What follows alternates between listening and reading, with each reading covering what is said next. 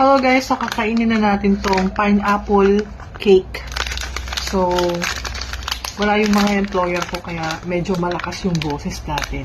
Pero pag nandyan sila, syempre, kailangan mong bumulong-bulong sa video. Sa harapan ng camera.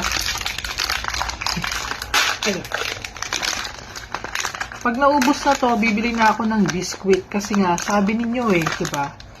Kasi maraming mga concern sa Facebook na bawal kumain nito kasi baka ma-diabetic ka. Although wala naman akong diabetic, pero susundin na rin natin sila kasi syempre for safety na din para sa akin. Kaya pag naubos to, bibili ako ng biscuit.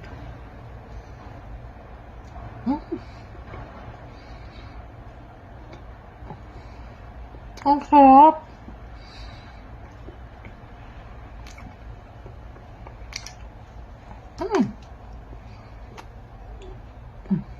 Sarap.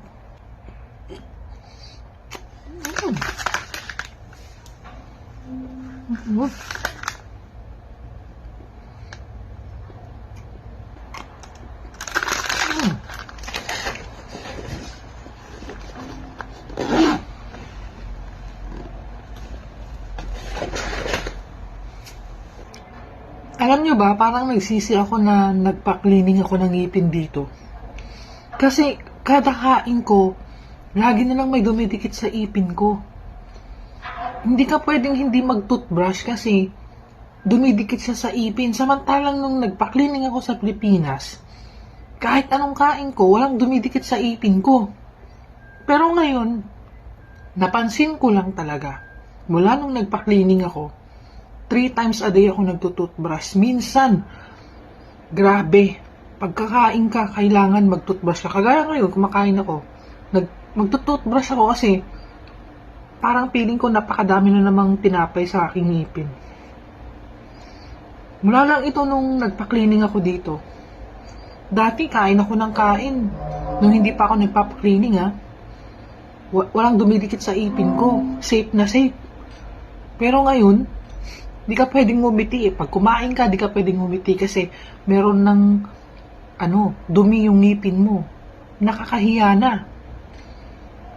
Kaya pagkakain ko, diretso ko sa CR. Nag-toothbrush ako agad. Kasi nahihiya ako pag ngingiti ka.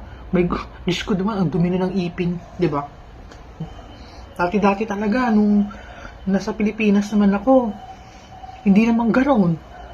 First time ko lang talaga magpa-cleaning dito. Hindi ako nagpapa-cleaning ever since. 14 years ako dito. Hindi ako nagpa-cleaning sa Pilipinas lang.